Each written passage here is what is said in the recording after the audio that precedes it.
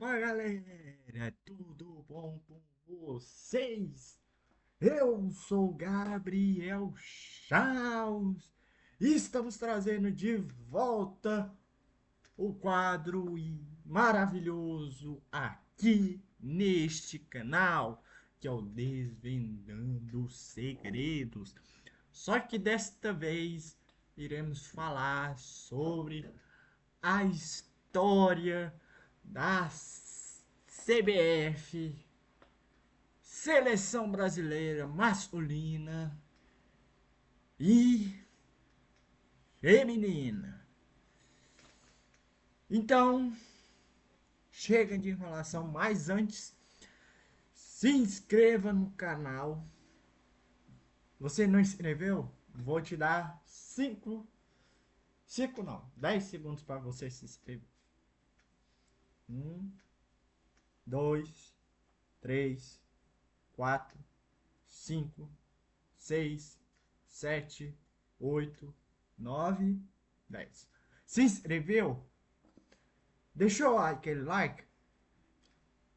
Pois então, e uma novidade é que estes Desvendando Segredos, alguns vão ser falados por mim e outros vão ser apresentados pela IA, Inteligência Artificial.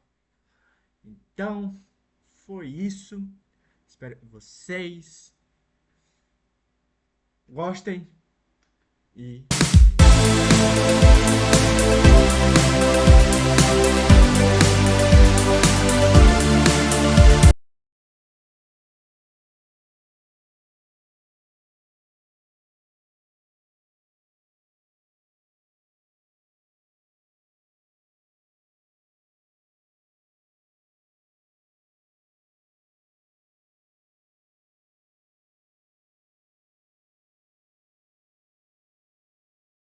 Quando a gente pensa em futebol brasileiro, o que vem à cabeça, né? Títulos, craques, a camisa amarela.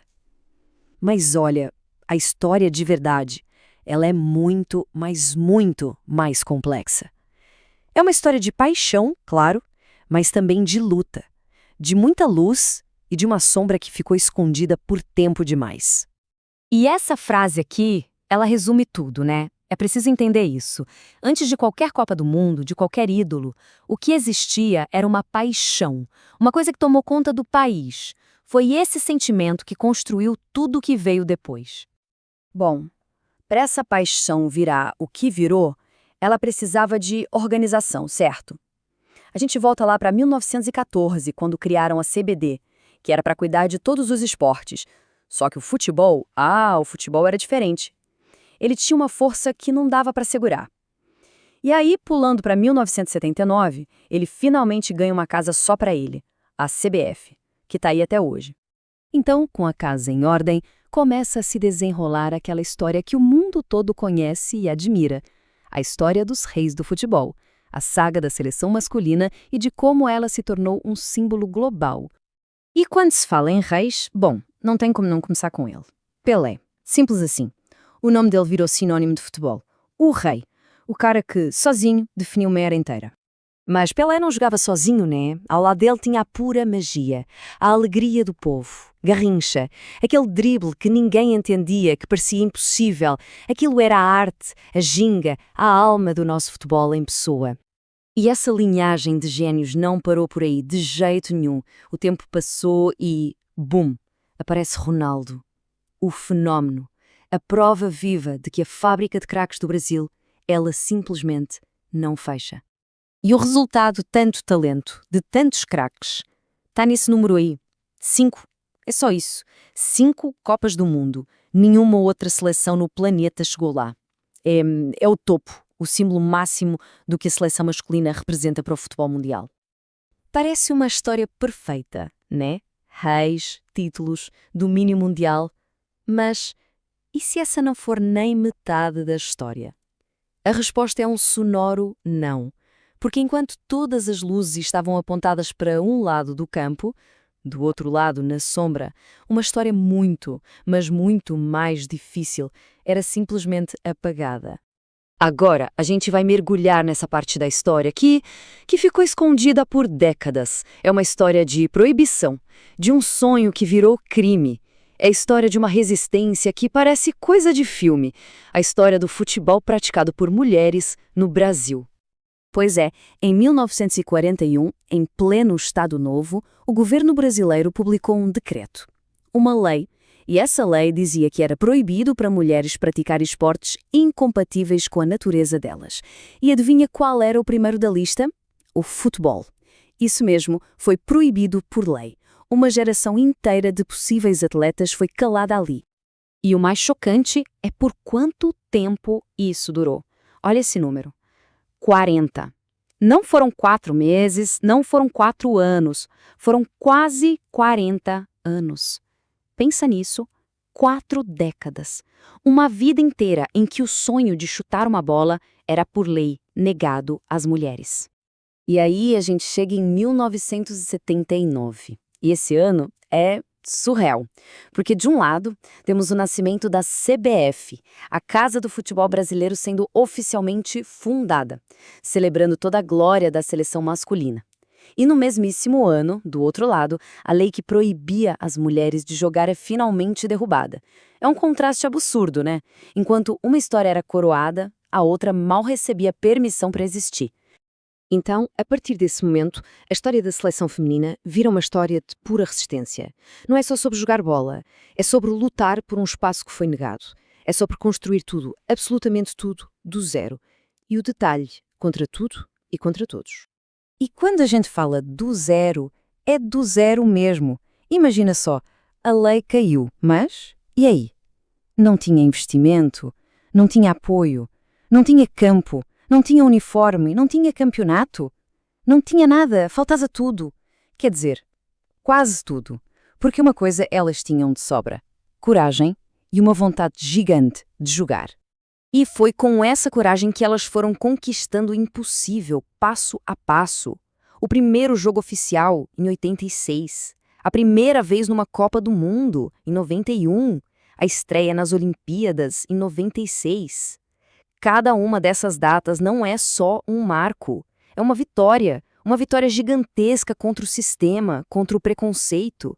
É a prova da força e do talento que sempre esteve ali.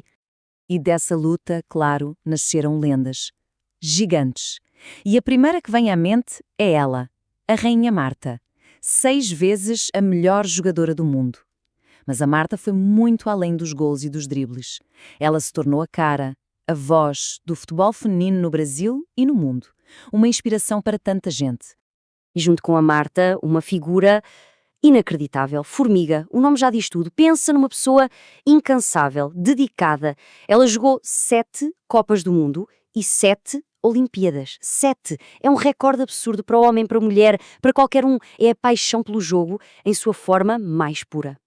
E para fechar esse trio de titãs, temos que falar da Cristiane. Uma máquina de fazer golos. Uma das maiores artilheiras da história dos Jogos Olímpicos. Ponto. Essas 3, Marta, Formiga e Cristiane, elas não só carregaram um time nas costas, elas abriram uma avenida para o futuro do esporte no país. Beleza, e tudo isso nos traz até agora, onde vemos as duas histórias, as duas seleções, num momento muito, muito interessante. Um ponto de virada para o futuro do futebol no Brasil como um todo. Porque hoje o cenário é curioso, para dizer o mínimo. De um lado, a seleção masculina vive um momento de reconstrução, de busca por uma nova identidade, lutando para voltar ao topo. E do outro, a seleção feminina é uma potência continental, consolidada e se prepara para um momento histórico, sediar a Copa do Mundo aqui no Brasil em 2027. No fim das contas, entendemos que a história do nosso futebol não pode ser contada só com a parte bonita. É uma história de luz e de sombra, de glória e de uma injustiça profunda. É a história de reis que o mundo aplaudiu e de rainhas que tiveram que lutar só pelo direito de entrar em campo. É a história de um país que, de facto, joga com a alma. E essa alma, hoje, mais do que nunca, finalmente começa a ser de todo o mundo. Uou! E aí? O que acharam? Pois é, a CBF tem muita história ainda para contar. pela frase que deu no final. Então, foi isso. Espero que vocês tenham gostado dessa novidade neste quadro, neste canal. Então, foi isso. Fiquem com Deus, assistem os vídeos que irão aparecer no final da tela. Se você não inscreveu, se inscreva agora. Você caiu de paraquedas. Decai um pouquinho porque período de estudo, período tal, começando tudo de novo. Mas vamos que vamos. Vai ter muita gameplay.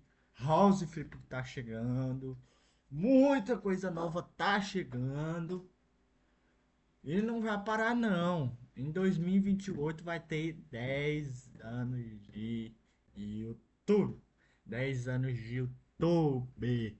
E iremos trazer quadros, iremos trazer gameplays, desde Clash Royale até GTA Falso, aquele GTA piratão mesmo. Então, foi isso, tem muita coisa nova, ainda é novembro. E até mais, tem vídeo todo dia. Não todo dia, uma ou duas vezes por dia. Então, um forte abraço, fiquem com Deus e até mais. Tchau.